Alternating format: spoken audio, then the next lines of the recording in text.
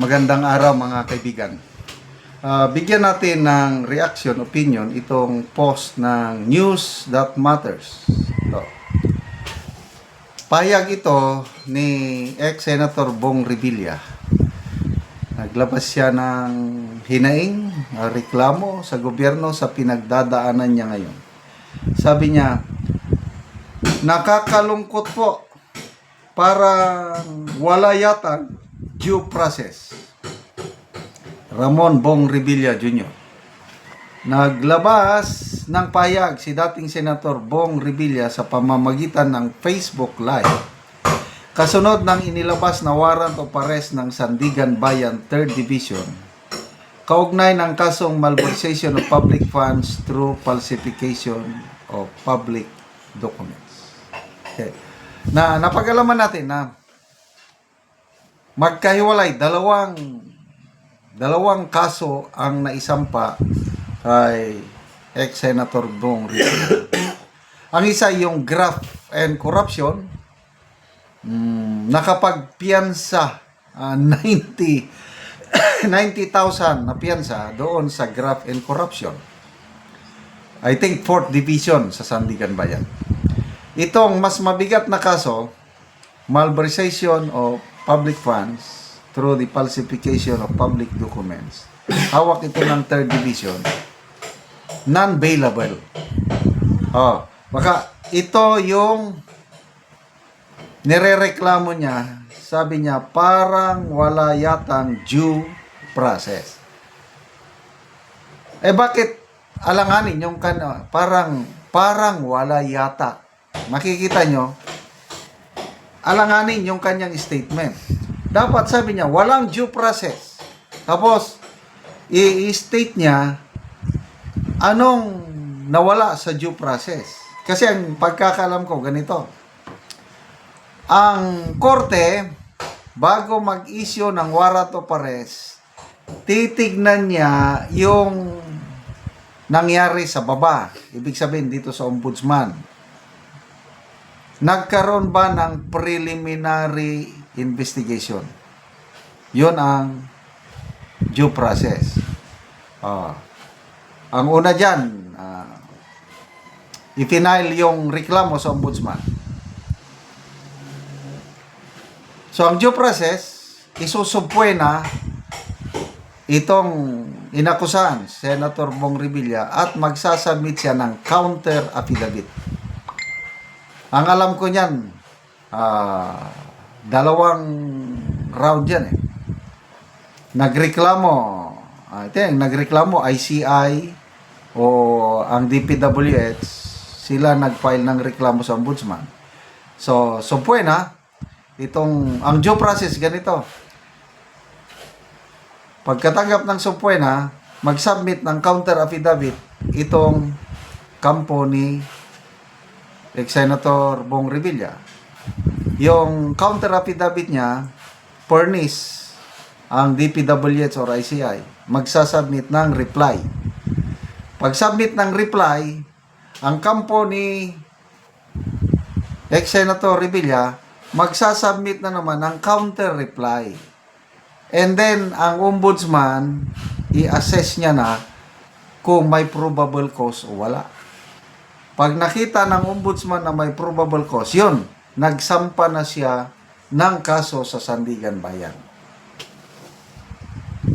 Itong arrest warrant, bago ang korte mag-issue ng arrest warrant, titignan niya muna yung nangyari kung may due process. I don't believe na mag-issue ng warrant of arrest yung Sandigan Bayan kung hindi nasunod ang due process sa ombudsman.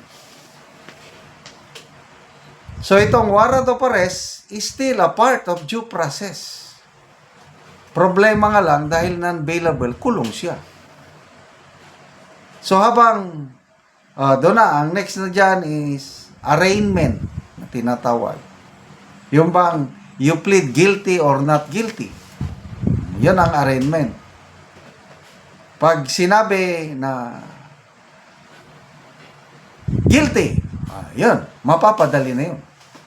pag nagsabi ang akusado na guilty, I plead guilty, wala ng trial, ang judge magbibigay na ng hatol, kailang mas mababa ang hatol kasi nag-plead guilty. Kailang karamihan yan sa due process, not guilty. Kaya dahil not guilty, tuloy ang trial. Iseset na ngayon ng yung mga hearing. Ganyan ang due process. So, hindi ako naniniwala na walang due process dito sa nangyari kay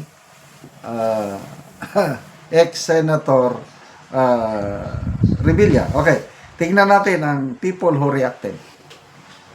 76,000 ang nag-react, 67 tumatawa. Hindi sila naniniwala dito kay 7,400 lang ang nag-like. So, halos 90%. Then, comments. Tignan natin ang comments ng taong bayan.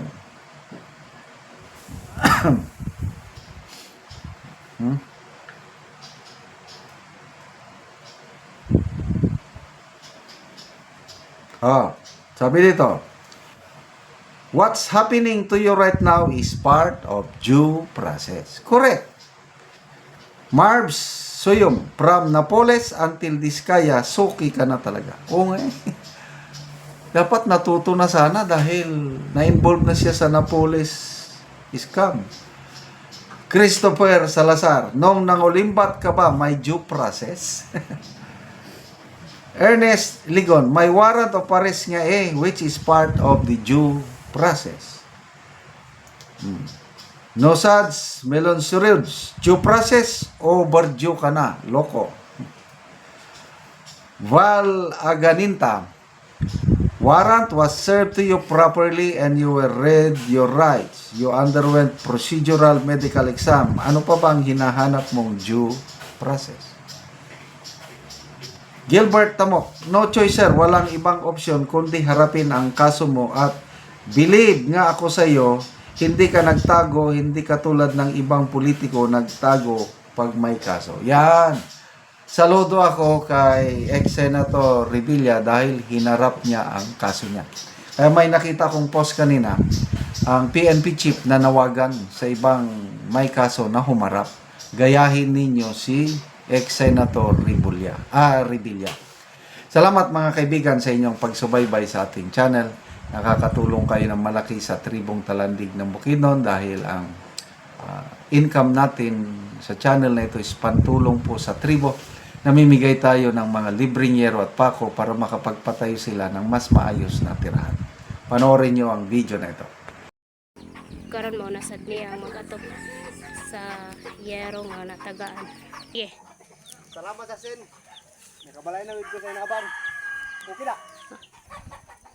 So mo nilang balay na ilang atupan og yero. Karay sang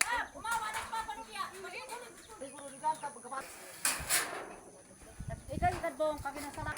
Nakay ko takinulan iya ko may sang.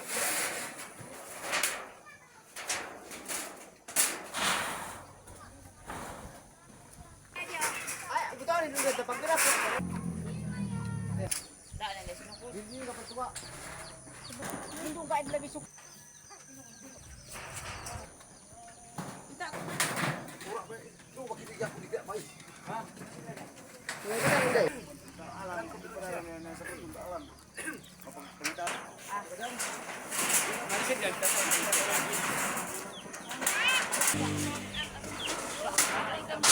so managyod ang ilang balay.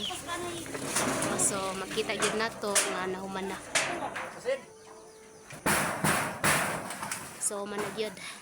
Makita gyud nato nga nindot no kayo kay nahuman na.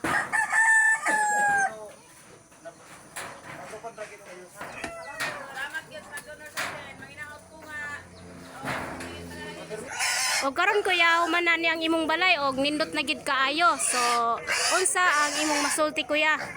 Salamat sa Ginoo nga gid ko. Wala gid ko magayon sa kong mama. Oo, so nagluon lang ka sa imong mama, nagkipagpuyo ka lang. Pila ka tuig na kuya nga aya pa ka nakabalay? Sobrang kapulo ka tuig. Oo. Tungod sa among kalisod aya pagid ko nakabalay. Oo, aya pagid ka nakabalay. Ah, sige kuya, salamat.